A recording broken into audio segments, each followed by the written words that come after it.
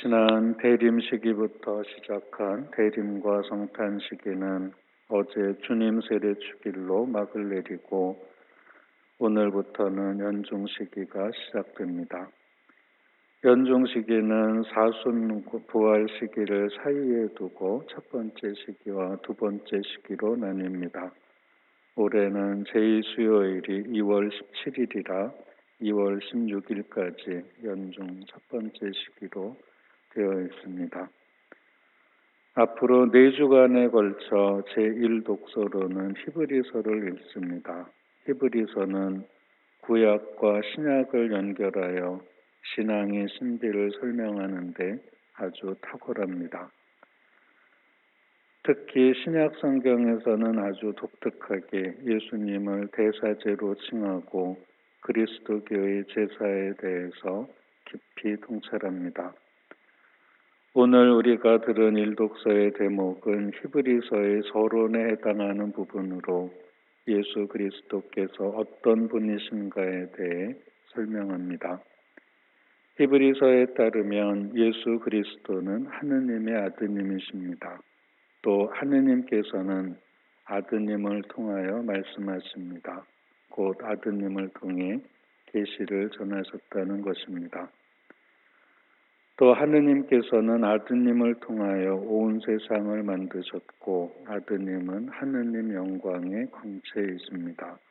또 아드님은 하느님 본질의 모상이시고 만물을 당신의 강력한 말씀으로 지탱하시는 분이라고 히브리서는 말합니다. 예수 그리스도께서는 하느님의 계시이며 하느님 창조의 빼어나고 필수적인 협력자이고 창조된 만물을 지탱해 주시는 분이십니다.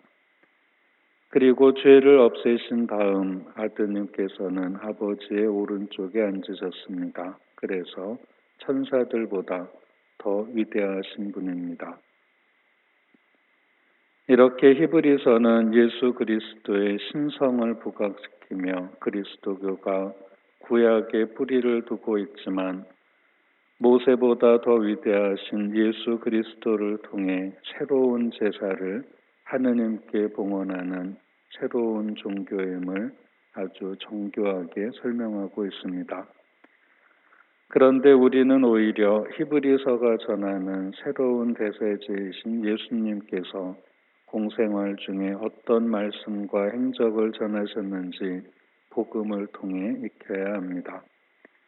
연중 시기는 특히 예수님의 공생활을 통해 하느님 나라의 신비를 묵상하는 시기입니다.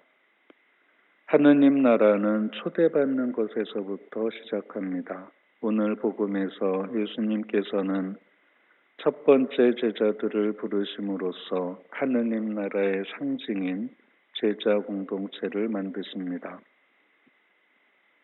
예수님께서는 갈릴레아 오숫가에서 어부 노릇을 하던 시몬과 안드레아 형제를 부르시며 나를 따라오너라 내가 너희를 사람 낚는 어부가 되게 하겠다 하고 말씀하십니다. 이 말씀은 늘 새로운 느낌을 줍니다. 예수님께서는 어부를 어부로 부르십니다.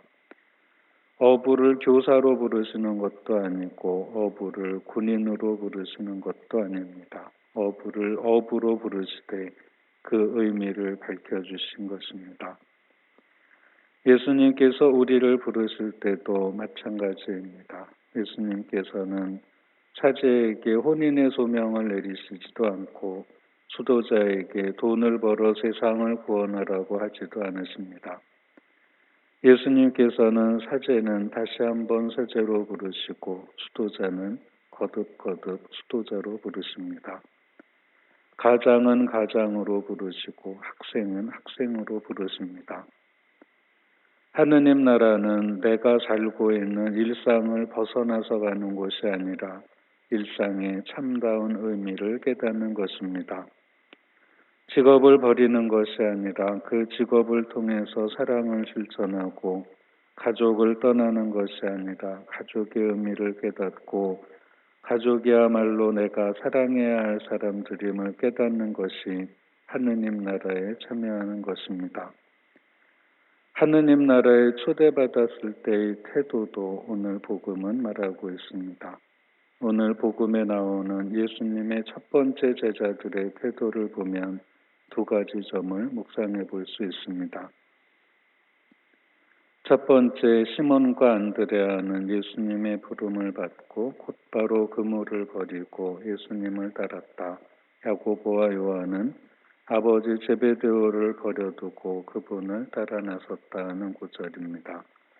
곧바로와 버려두고 버리고라는 두 단어가 이 구절들의 핵심이라고 하겠습니다.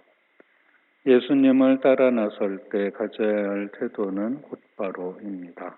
머뭇거리지 않아야 하고 또 버리고, 이 말은 그때까지 내가 가지고 있던 무엇인가에 대한 애착심을 버려야 한다는 것입니다. 머뭇거리다 보면 기회를 놓치고 또 지금까지의 생활 방식에 애착심을 가지면 하느님께 향할 마음이 없기 때문입니다. 하느님께서는 예수 그리스도를 통해 우리를 계속 부르십니다. 그분의 목소리에 귀를 기울이고 일상을 새로이 발견함으로써 하느님께 또 하느님께서 우리에게 보내주신 그 아드님께 한 걸음씩 계속 나아가야 하겠습니다. 잠시 묵상하시겠습니다.